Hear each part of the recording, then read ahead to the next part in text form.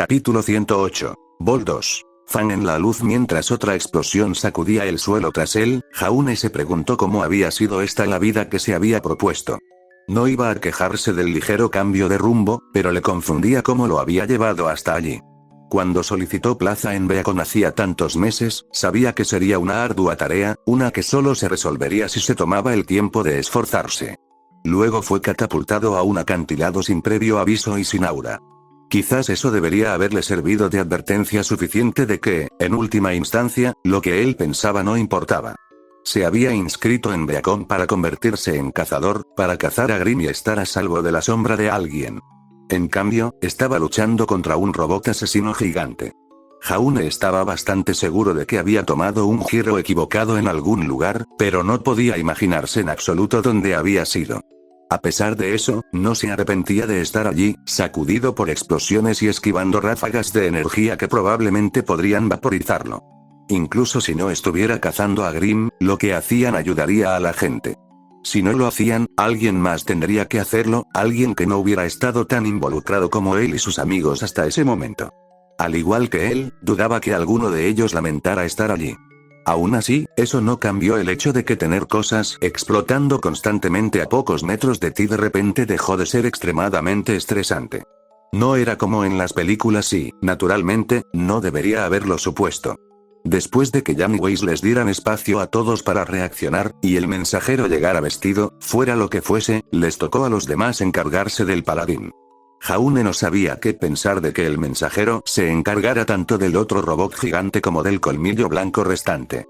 Lo único que sabía con certeza era que el mensajero probablemente podría cuidar de sí mismo, de alguna manera. Mientras tanto, los demás tendrían que averiguar cómo lidiar con el paladín, lo cual no era poca cosa. Jaune no era tan aficionado a las armas como Ruby, Nora o el mensajero, pero entendía lo suficiente. Las armas grandes y los misiles lo hacían más fuerte, y al paladín no le faltaban precisamente. Mientras tanto, la mayoría solo contaba con armas cuerpo a cuerpo y pistolas más pequeñas, diseñadas para luchar contra Grimm u oponentes más pequeños.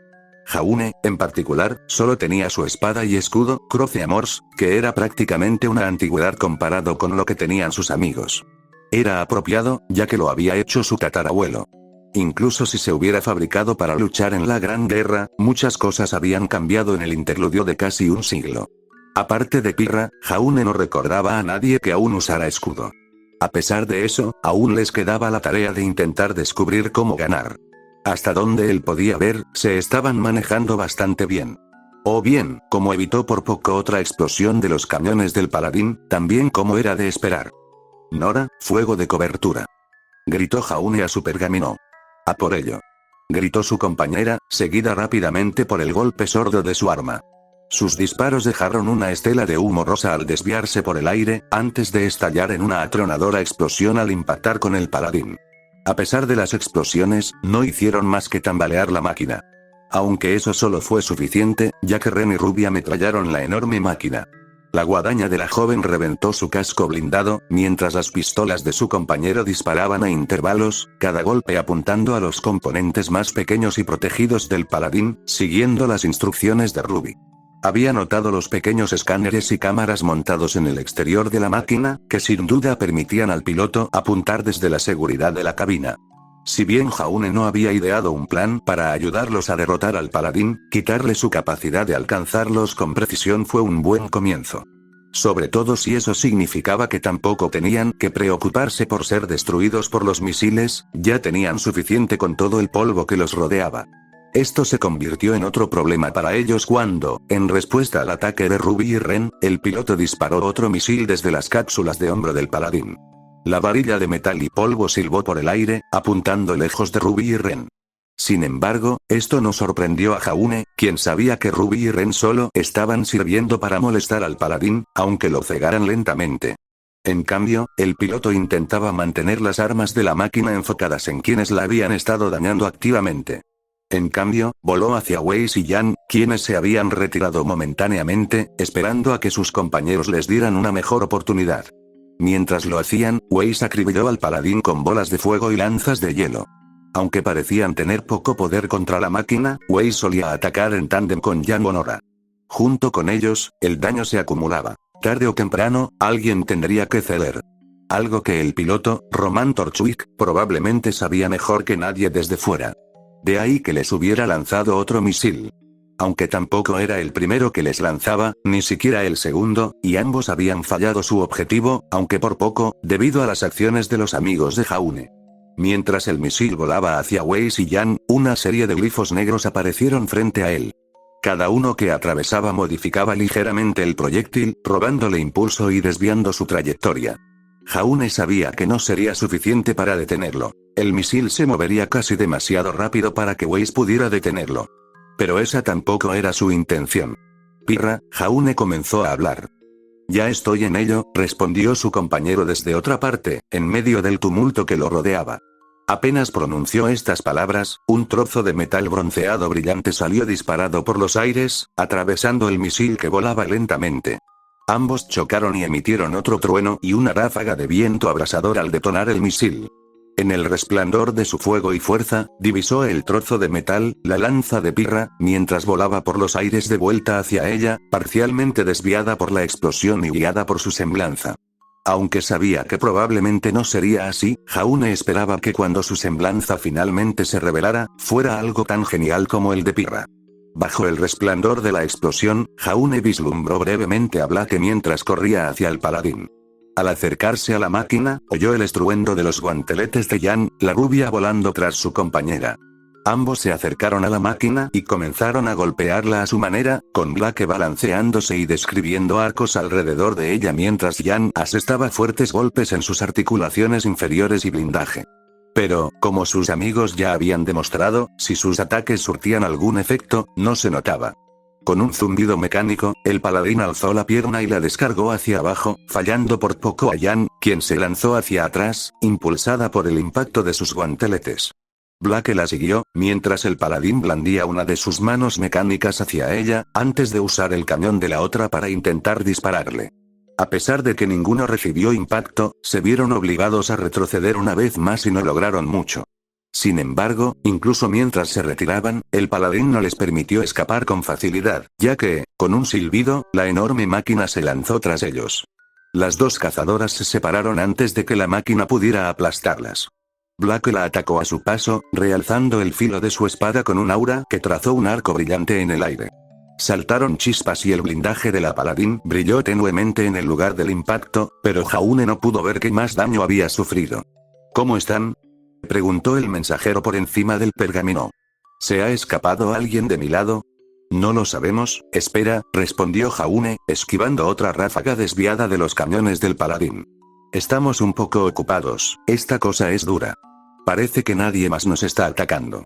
Es difícil atravesar su blindaje, añadió Ruby, mientras Jaune la observaba pasar rápidamente por encima de los hombros del paladín, atacando las cápsulas de misiles antes de retirarse. No tenemos muchos que puedan impactarlo con la suficiente fuerza. Al oír la señal, Nora disparó otro trío de granadas contra el paladín, cada una haciendo tambalear y sacudir la máquina, aunque solo fuera por un instante.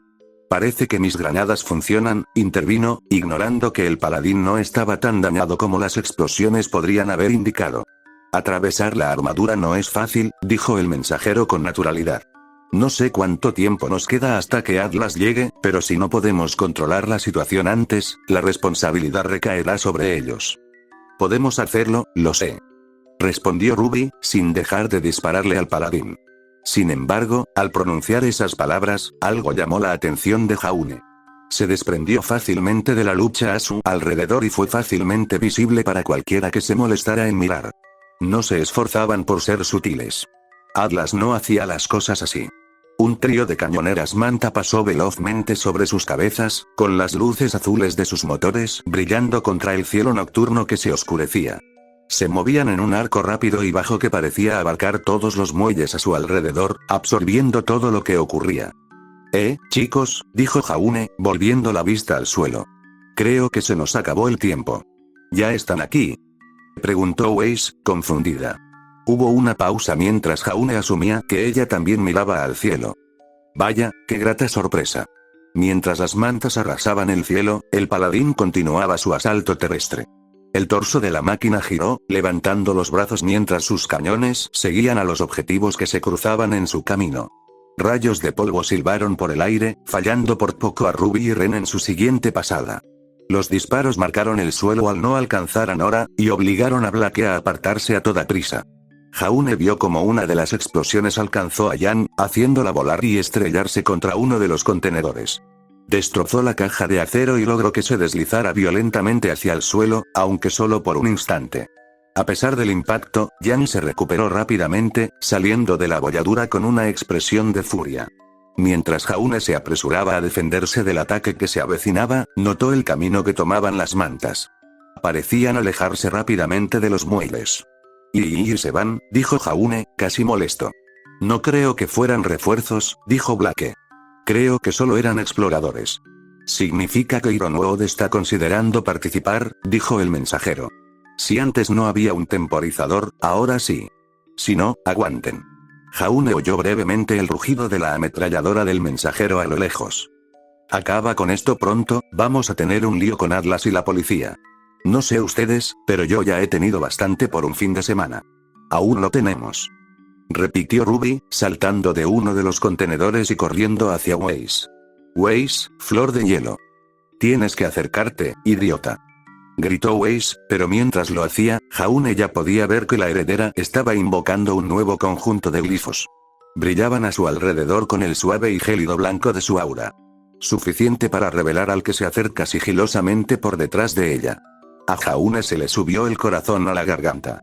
Detrás de ti. Weiss frunció el ceño antes de darse cuenta de que la advertencia era para ella. Desde las sombras, Neopolitan se abalanzó sobre Weiss, blandiendo la punta afilada de su parasol. Si la advertencia de Jaune hubiera sido incluso medio segundo más lenta, el arma habría atravesado la espalda de Weiss antes de que nadie se diera cuenta, atravesando su aura, donde estaba menos protegida. Así las cosas, su estoque se elevó y alcanzó la punta del arma a escasos centímetros de impactar. Las dos armas, su estoque y el parasol, se desviaron mutuamente con un giro de muñeca de Weiss, quien la deslizó fácilmente hacia atrás mientras la pierna de Neo se alzaba en una patada que estuvo aún más cerca de impactar. En respuesta, Weiss alzó su espada y contraatacó, rozando ligeramente la longitud de la mujer más pequeña. Neo giró entonces, enganchando el mango de su parasol alrededor de la espada de Weiss, apartándola rápidamente mientras alzaba la otra pierna hacia la abertura. Su segunda patada finalmente impactó con fuerza contra Weiss, quien respondió con un grito agudo. Jaune ya había comenzado a correr hacia ellos, cuando Weiss tomó represalias. Un glifo apareció debajo de la pierna que había golpeado a Weiss, volviéndose de un tono oscuro mientras ella canalizaba polvo hacia él. Con un estallido de fuerza, la pierna de Neo, y posteriormente la propia mujer, salieron despedidas del glifo. A pesar de la velocidad y la potencia del glifo, Neo se controló fácilmente, contorsionándose y girando mientras recuperaba el equilibrio con gracia y se detenía sobre sus pies. Su parasol se desplegó justo a tiempo, para atrapar las pequeñas bolas de fuego que Weiss lanzó en su dirección. Y luego, el doble, cuando un par de disparos de rifle resonaron en el aire entre ellos. «Weiss», gritó Ruby, y su figura pasó rápidamente junto a Jaune mientras se acercaba a la pareja que luchaba frente a él. Ruby se estrelló contra Neo con una ráfaga de zarandeos de su guadaña, cuya hoja se curvaba y arqueaba de maneras que Jaune no podía seguir fácilmente, no de la misma forma que había seguido el estoque de Weiss. De igual manera, Neo no intentó parar los golpes que la acribillaban, sino que esquivó con más gracia lo que de otro modo la habría alcanzado, manteniéndose fuera del alcance de Ruby, y cada paso los alejaba más de Weiss. Más lejos de la pelea con el paladín. Jaune podía ver lo que la mujer más pequeña intentaba hacer. No iba a permitirlo. Puede que no fuera muy útil contra un robot gigante, pero no era inútil. Con un tirón de su aura, Jaune se lanzó a la pelea entre Neo y Ruby, alzando su escudo hacia atrás. «Ruby», ladró, llamando la atención de la niña más joven. En el último momento, Ruby lo oyó, luego lo vio y desvió su guadaña a tiempo para evitar golpearlo mientras él se encaminaba hacia el costado de la pelea. Neo también lo vio y se dispuso a patearlo con destreza. Su bota impactó su escudo al blandirlo hacia afuera, golpeándola contra ella. El golpe resultante la hizo retroceder varios metros más, creando una pausa en la lucha entre ellos. «¿Jaune?», preguntó Ruby confundida. «Tú y Weiss deben concentrarse en la paladín», ordenó Jaune, con el escudo y la espada alzados entre él y Neo. «No puedo hacer mucho contra algo así, pero creo que puedo luchar contra ella sin problemas». Solo intenta distraerlos. Sabe que no tenemos tiempo. Tiene razón, dijo Weiss, deslizándose suavemente hacia ellos, recargando con calma el cilindro de su estoque. Tenemos que concentrarnos en destruir esa cosa. Señaló al paladín, agitando los brazos hacia Nora mientras se deslizaba entre sus piernas, martillando las patas de la máquina. Estuvo a punto de alcanzarla. Y podemos concentrarnos en ella, dijo otra voz. Una mirada rápida reveló que Pirra también se acercaba, con el escudo y la lanza en alto mientras se acercaba a Jaune. ¿Pirra? Preguntó Jaune. Mi semblanza no es tan útil contra algo de ese tamaño, dijo secamente, mirando a Weiss y Ruby, quienes ya conocían sus habilidades. Sus ojos esmeralda se fijaron en la pequeña mujer frente a ellos. Pero contra algo más pequeño, serán mucho más efectivos. Ruby los miró brevemente, antes de volverse hacia su compañero y luego hacia el paladín. Asintió para sí misma y dijo, supongo que no tenemos tiempo para discutir, tienes razón. Ruby le hizo un gesto a Weiss y comenzó a retroceder hacia el paladín. Vamos, Weiss, tenemos un robot al que vencer. Weiss asintió, tanto a Ruby como a Jaune y Pirra. Mientras ella seguía a su compañera, Jaune creyó oír las palabras ten cuidado escaparse de sus labios. Si las hubiera oído hace unas noches, habrían pasado más tiempo dándole vueltas en la cabeza de lo debido. Pero al oírlas entonces, simplemente se le quedaron grabadas y se asentaron con la calma que debían. Una simple expresión de bienestar. Miró brevemente a Pirra mientras Weiss se retiraba. ¿Listo? Siempre, dijo Pirra, sonriendo con un dejo que él no reconoció. Pero algo en ello le sentaba bien. Los ojos de Neo se movieron rápidamente de uno a otro mientras comenzaban a moverse, acercándose sigilosamente a ella. Jaune percibió algo en su mirada que reconoció, pero no lo identificó. Era lo mismo que había visto en Cardin durante los entrenamientos, cuando tenía a Jaune atado. Algo que era en parte arrogancia y en parte algo más. Algo cruel, desafiante y provocador. Solo que, aunque Cardin había intentado ocultarlo, no veía a la pequeña mujer frente a él molestándose siquiera en intentarlo, o fingir que no. Los miraba como un halcón podría medir a un conejo, o un gato a un ratón. A ella no le preocupaban en lo más mínimo las dos personas que estaban frente a ella. Eso solo habría bastado para poner nervioso a Jaune, y lo estaba. Pero no podía permitir que eso le impidiera defender su posición ante Pirra, así que no lo haría. Cuando la pelea se reanudó, Jaune estaba listo. Solo para recibir una patada en la cara por ello. Neo se abalanzó sobre él y Pirra, sacando una daga larga y delgada del mango de su sombrilla. Avanzó hacia Pirra primero y fue recibida por un escudo alzado y una lanza que la embestía. Sin embargo, el mango de su sombrilla se balanceó con facilidad y rozó el arma de asta, impidiendo que la golpeara. Neo corrió y saltó, chocando contra el escudo que Pirra aún sostenía entre ellos, solo para que Neo lo usara como trampolín, lanzándose hacia arriba y hacia un lado. Sobre el tope del escudo de Jaune. Su bota le impactó en la cara al convertirlo en otro escalón, retrocediendo de un salto hacia Pirra. Jaune se tambaleó ante la repentina patada, moviéndose solo un paso para mantener el equilibrio. Con una gracia natural, Neo saltó de Jaune, volteando a Pirra y aterrizando detrás de ella. La daga de la mujer más pequeña se clavó en el flanco de Pirra, mientras la cazadora pelirroja se giraba bruscamente para encararla. La lanza de Pirra se desintegró rápidamente en una espada, balanceando el escudo para atrapar la hoja antes de que pudiera alcanzarla, solo para sentir la punta enredarse en el borde de su camisa. Muy cerca de dar en el blanco. Justo cuando su escudo apartó el arma, Neo giró y golpeó a Pirra con el mango de su parasol. El golpe resonó contra su escudo. Jaune se afianzó rápidamente y flanqueó a Neo. Su espada se balanceó y chocó con la daga de Neo. Ambos chocaron entre sí. Mientras se alejaban, Neo devolvió la daga al mango de su sombrilla, evitando sin esfuerzo otro golpe de la espada de Pirra. Aunque el arma de su compañera falló, Jaune blandió su escudo hacia adelante, intentando golpear a la mujer más pequeña. Neo prácticamente dio una voltereta para esquivar el ataque y volvió a patear a Jaune en la cara al pasar junto a él. Al incorporarse, se agachó y asestó una patada que lo alcanzó en la parte posterior de las rodillas, algo que debería haber hecho caer a Jaune de espaldas. Pero sintió que su aura lo protegía, sintió que sus articulaciones se bloqueaban momentáneamente. Una dolorosa sacudida que le impidió caerse. Sin embargo, esto no disuadió a Neo, quien simplemente aprovechó su fugaz despiste para golpearlo en un lateral de la cabeza.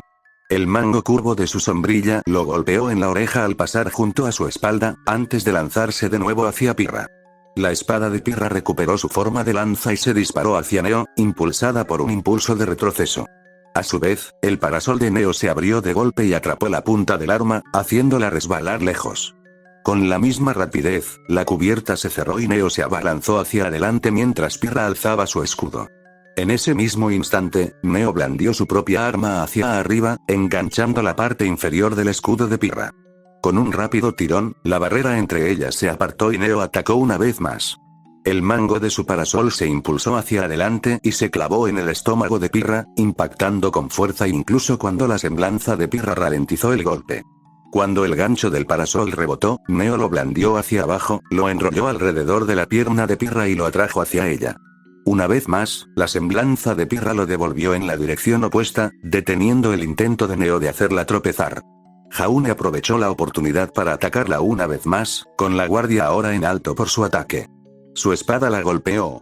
Solo para que Neo levantara la pierna y atrapara la hoja en el centro de su bota, entre el arco y el talón. Incluso balanceándose sobre una pierna, la mujer más pequeña era lo suficientemente fuerte como para bloquear el golpe. Con un giro de cadera, la desvió, haciendo que el golpe de Jaune fallara al retirar el arma de otro golpe.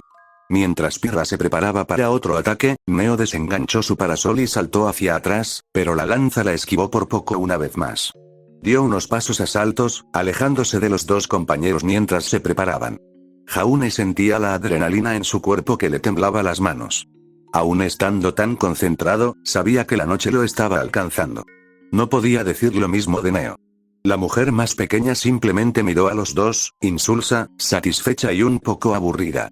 Con un pequeño estiramiento, incluso tuvo la audacia de bostezarles.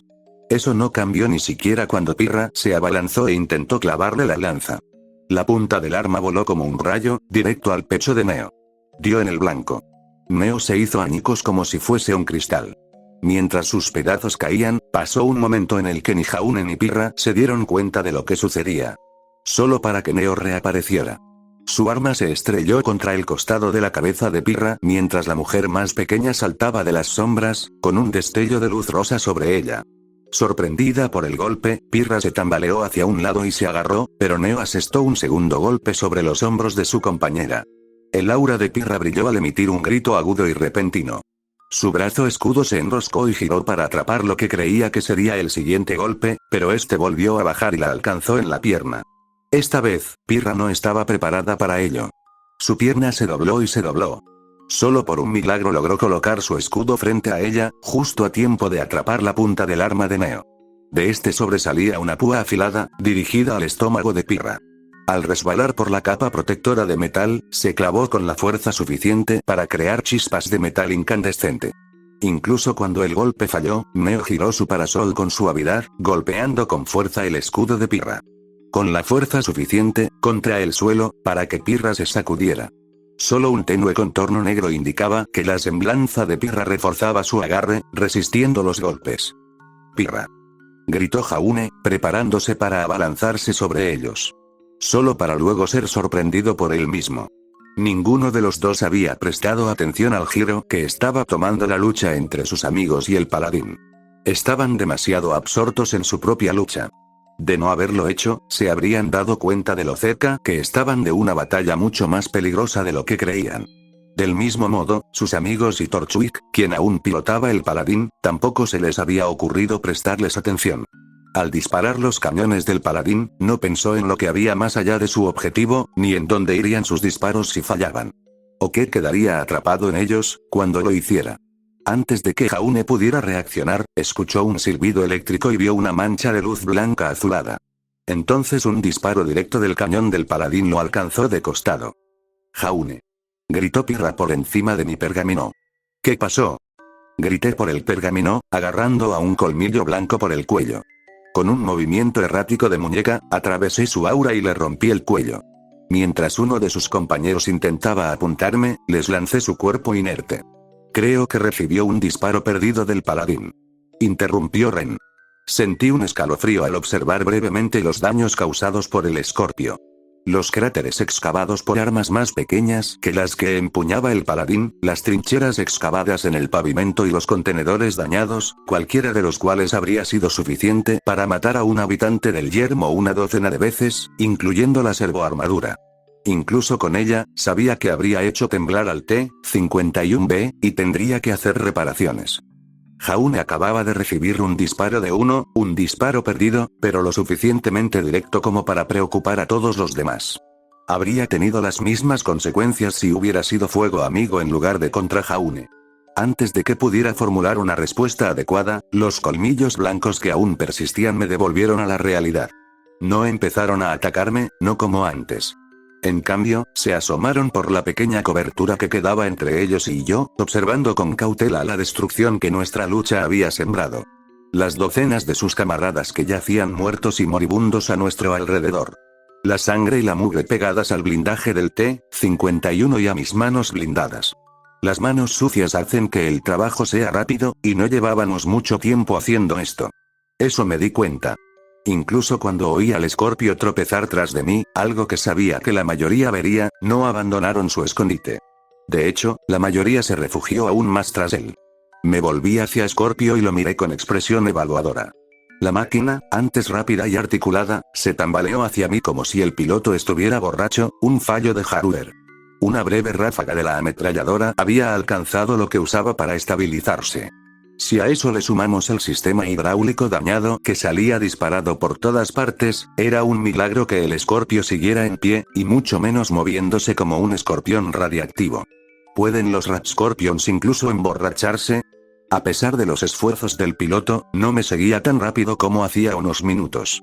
Incluso cuando intentaba apuntarme con los brazos del escorpio, estos se movían lenta y dolorosamente hasta posicionarse.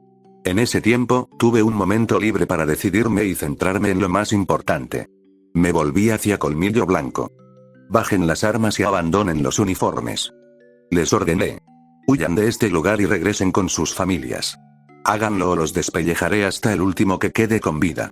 Sin esperar a que tomaran una decisión, me giré de nuevo hacia el escorpio y cargué contra él.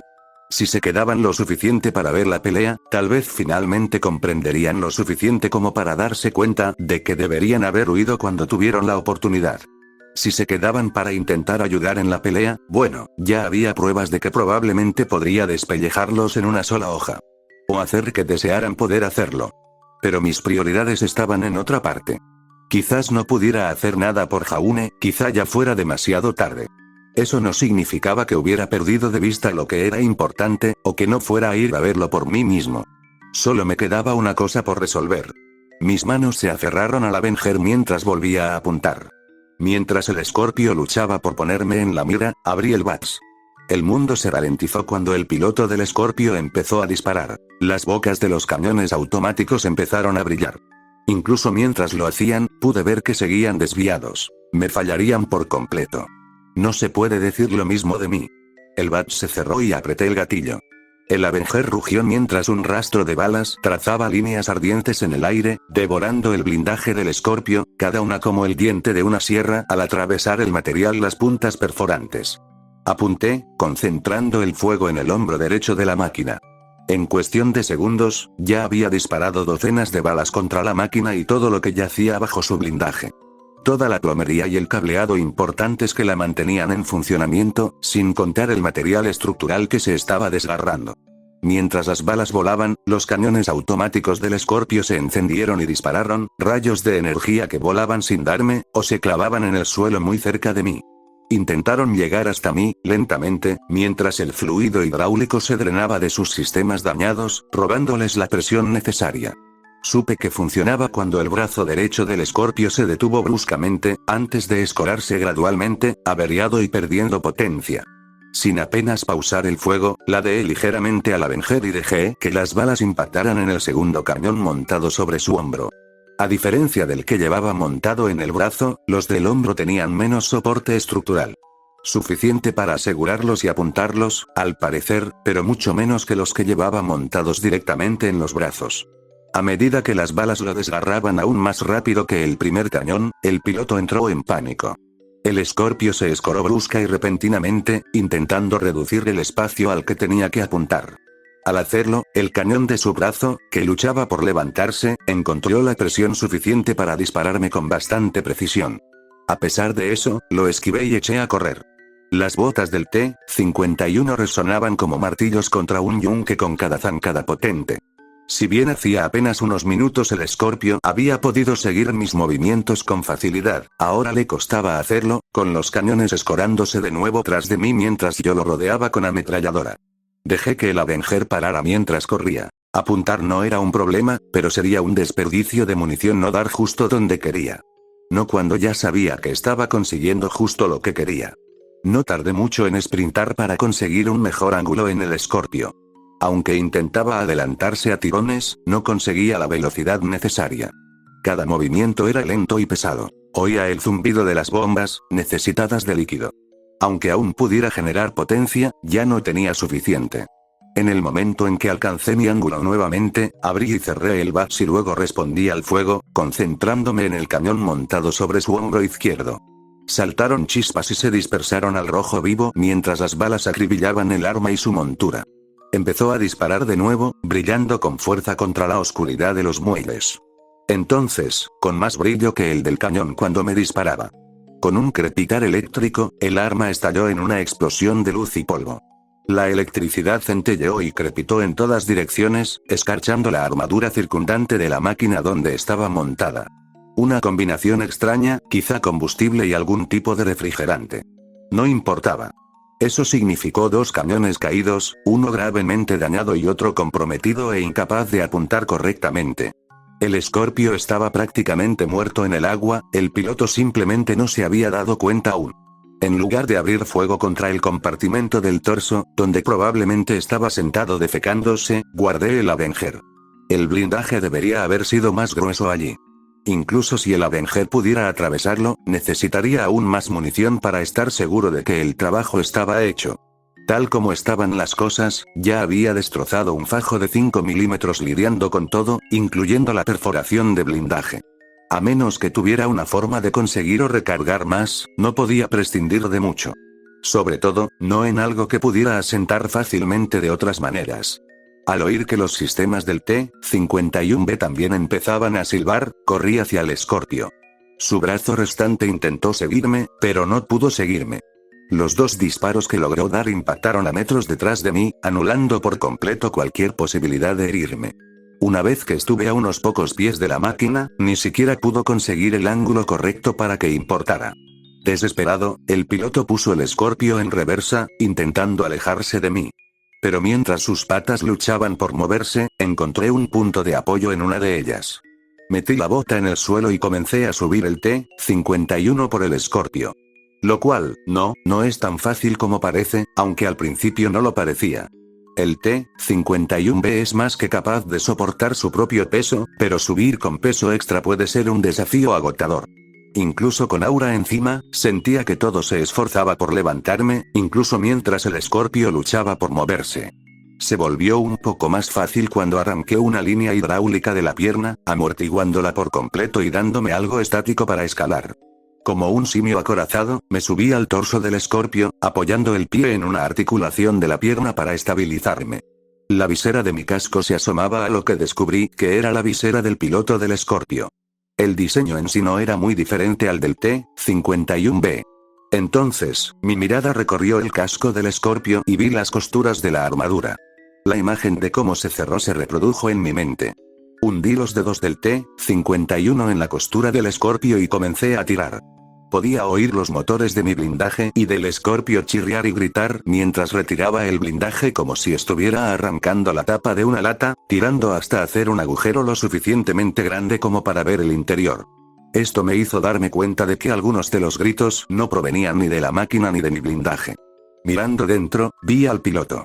Miró hacia atrás con horror. Entonces mi brazo salió disparado a través del agujero y se estrelló contra el cráneo del piloto. El Scorpio dejó de moverse. No se apagó, pero ya no se movía. Retiré la mano manchada y me dejé caer del Scorpio. Los compensadores de mi armadura silbaron al aterrizar. Sin perder ni un segundo, salvo una rápida inspección de mi puño, me giré y eché a correr de vuelta por donde había venido, hacia mis amigos y el paladín. Mientras avanzaba, mi mente ya estaba formulando contingencias, armando planes. Mejor eso que ver la carnicería que había dejado a mi paso por segunda vez. No necesitaba ver los cuerpos 2 veces. La mayoría yacían donde murieron. Solo había 1 o 2 que realmente me preocupaban. Estaba más distraído por el desastre que había dejado en mi puño. Me pregunto si este trocito gris es del grande o del piloto, me estremecí al pensarlo. A veces era fácil olvidar lo rápido que podía distanciarme de ello. Las sangrientas consecuencias de la lucha formaron parte de todo lo que hice durante tanto tiempo. Después de todo lo que hice, no debería haber sido tan extraño tener que volver a esa magnitud de derramamiento de sangre. Nadie obligó a los colmillos blancos a seguir el camino que recorrieron, excepto ellos mismos. Nadie me obligó a seguirlos. Pero sí me pareció extraño tener esa disonancia, tal como había hablado con Ruby. No odiaba a los colmillos blancos, no me hacían daño, más allá de la evidente amenaza que representaban para todos. Quizás fue bueno que así fuera, que se sintiera extraño. Que me recordara que esto no debería haber sido necesario. Un enorme dedo medio a alguien que, con suerte, estaba frío y muerto. Aunque estuviera cubierto de toda la sangre, las tripas y el trasero de todos los que tuve que aplastar. Aún así, seguí adelante. Podría desempacarlo todo más tarde, cuando la batalla estuviera ganada y supiera que mis amigos estaban a salvo. Probablemente ellos también necesitarían desempacar.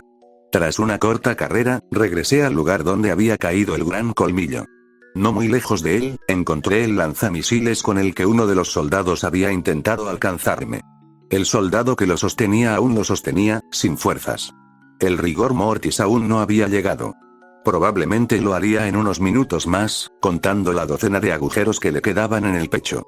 El lanzamisiles se le escapó fácilmente de las manos. No habría ofrecido resistencia ni siquiera sin las mejoras del T-51. Mientras sostenía el arma, la examiné, intentando comprender su funcionamiento.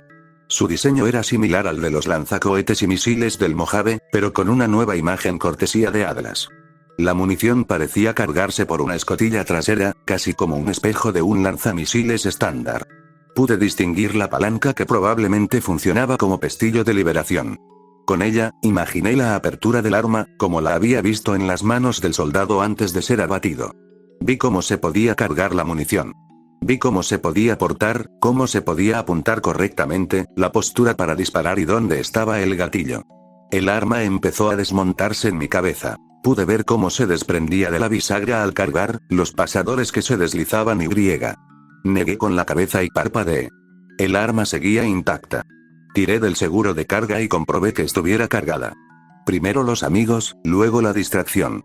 Sabiendo que estaba cargado, me giré y comencé a moverme hacia donde había dejado a mis amigos. ¿Jaune? Pregunté. Todos habían permanecido en silencio demasiado tiempo, aunque aún podía oír la lucha a lo lejos. ¿Sigues con nosotros? No hubo respuesta. De ninguno de ellos. Lo atribuí a que todos estaban concentrados en intentar ganar, y responderme sería una distracción. Para no arriesgarme a distraerlos más, empecé a moverme más rápido, obligando al T-51 a trabajar en sintonía con mi aura. En cuestión de segundos, volví al límite del espacio donde mis amigos luchaban. Por suerte, todos seguían luchando, y mis miedos se disiparon. Casi por completo. Mis compañeros, emparejados, hostigaban al paladín. Ruby y Waze dispararon contra sus articulaciones, creando grandes placas de hielo que envolvieron y ralentizaron los movimientos de la máquina mientras ésta luchaba por mantenerlos en la mira. Blake y Jan se deslizaron entre sus piernas, Blake se enganchó y balanceó en los puntos de montaje, antes de volver a la carga con un zarpazo de espadas, mientras Jan intercambiaba posiciones con ella, golpeando con fuerza. Incluso entre ellos, vi a Ren y Nora saltar y bailar del suelo al aire por encima de los hombros del paladín, con las armas y el lanzagranadas destellando y atronando al saturar los pocos sensores que quedaban intactos en la máquina más pesada. Impidiendo que la piloto, Torchwick, pudiera apuntar correctamente a ninguno de ellos. Quédate quieto, mocosos. A juzgar por su tono frustrado, estaba funcionando. El terreno quedó aún más devastado y marcado por la batalla que la última vez que lo vi, salpicado de cráteres de misiles y surcos de cañonazos fallidos. Una exhibición impresionante. Me imaginé que si Torchwick hubiera sido un piloto más competente, mis amigos habrían corrido aún más peligro. Claro, eso sin contar su ventaja de movilidad. Aunque el paladín hubiera sido mejor contra Grim, no serviría de mucho contra objetivos más pequeños que pudieran superarlo en maniobrabilidad. Fuego de apoyo entrante. Dije, apuntando con el lanzamisiles al paladín. Cuidado con el culo. Blake y Jan me vieron y les gritaron a nuestros compañeros. Ellos, junto con Ruby, Weiss, Nora y Ren, salieron disparados de la máquina en direcciones opuestas. De ellos, Jan había aterrizado en mi línea de fuego y habría recibido un misil en la cara si hubiera disparado. En los instantes que tardó en apartarse, el paladín giró, intentando seguirlos a todos. Lo que alineó mi disparo a la perfección. El T-51 prácticamente aplastó el gatillo, y el misil salió rugiendo del tubo bajo mi hombro. Atravesó el aire en un instante y explotó contra la cabina del paladín, haciéndola balancearse hacia atrás, aunque probablemente se debió más a que Torchwick sacudió los controles que al misil en sí. Incluso cuando el fuego y el humo se disiparon del lugar del impacto, pude notar que los daños fueron mínimos. Su carga había dañado el blindaje alrededor de la cabina, y algo podría haberlo atravesado, pero no lo podía distinguir a esa distancia. Sin pasar por alto el daño que había causado, mis amigos retrocedieron y se lanzaron de inmediato a por la garganta. Torchwick se mostró torpe con los controles, y el paladín reaccionó aún más lento cuando Ruby hizo un pase, enganchando la cápsula de misiles de la máquina con su guadaña. Un destello púrpura brotó de su boca, y ella arrancó la munición del hombro del paladín. «Jaune, ¿sigues con nosotros?», pregunté de nuevo, comenzando a moverme a otra posición mientras lanzaba el lanzamisiles a un lado. Me respondió el sonido de los disparos de fusil y el ruido sordo de cuerpos que caían. El T-51 se giró por la cadera cuando me giré para mirar, y vi a Pirra convirtiendo a un enano en un alfiletero. Aunque no estaba seguro de qué había llevado a tal giro de los acontecimientos, Pirra y Neo, la maldita monstruosidad, aparecieron de la nada y se enfrascaron en un combate campal. Uno que Pirra estaba ganando decididamente. A pesar de verse más despeinada, sucia e incluso magullada que la última vez que la vi, Pirra estaba haciendo retroceder activamente a Neo. Incluso mientras el dolor de cabeza rosado intentaba zigzaguear y bailar alrededor de Pirra, la señora Champion estaba demostrando por qué se había ganado el título. Cada puñalada, cada golpe, cada intento de engancharla o de hacer alguna ilusoria porquería de Brahman no le valía a Neo más que nudillos magullados y ojos morados. Si Pirra se hubiera enfrentado a alguien más, los gruñidores de Colmillo Blanco, otros estudiantes, diablos, incluso la mayoría de los habitantes de Wasteland, los habría aplastado como una mujer poseída. Había visto pelear a Pirra en las distintas sesiones de sparring, y nada se comparaba con la paliza que le estaba propinando a Neo. Que Neo no hubiera perdido ya era más cuestión de tiempo y buena suerte. Como solía ocurrir en tantas peleas. Pero ya no teníamos tiempo. Así que los fijé en la mira y me abrí paso con paso pesado mientras Pirra demostraba por qué las categorías de peso eran tan importantes al buscar pelea.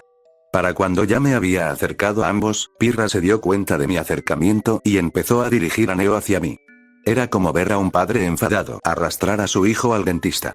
Justo hasta el momento en que Neo finalmente se giró y me vio bien. Para entonces, ya me cernía sobre ella. «Hola, enana», gruñí, mientras mi mano ya se movía para agarrarla. En un movimiento sorprendente, los ojos de Neo palidecieron por completo y se lanzó de inmediato hacia Pirra. Decidió, brevemente, enfrentar su ira antes que la mía. Sin embargo, fue solo un instante, y no por culpa de Pirra ni mía. En lugar de seguir luchando contra ninguna de las dos, Neo se lanzó por encima del escudo de Pirra y aprovechó la abertura para correr. Sin dudarlo, Pirra giró tras ella, haciendo girar su rifle al transformarse en lanza. Lo clavó de lleno en la espalda de Neo, donde se hundió. Solo para que Neo desaparezca en una cascada de luz rosa y fractales dispersos. Por muy molesta que fuera, tenía que admitirlo, su semblanza era estúpidamente útil, incluso si no parecía algo fácil de definir. De inmediato, Pirra retrocedió hacia mí y busqué a Neo con la mirada. Al no intentar contraatacar de inmediato, lo interpretamos como una señal de que había abandonado el barco por el momento. «Supongo que tú y Jaune tuvieron que lidiar con ella», pregunté. «Nos impidió volver a entrar», respondió Pirra, dando un paso adelante con cautela. Me miró, que se abrió de par en par brevemente, antes de volver a mirarnos. «¿Estás bien?» «Ni un rayo», le dije, lo cual debería haber sido suficiente. «¿Dónde está Jaune?» «Por ahí», dijo Pirra, apuntando con su lanza hacia donde había venido mientras luchaba contra Neo. Después de que recibiera el disparo del paladín, no pude separarme de Neo lo suficiente para encontrarlo. Arreglemos eso, dije, tomando la iniciativa. Vamos.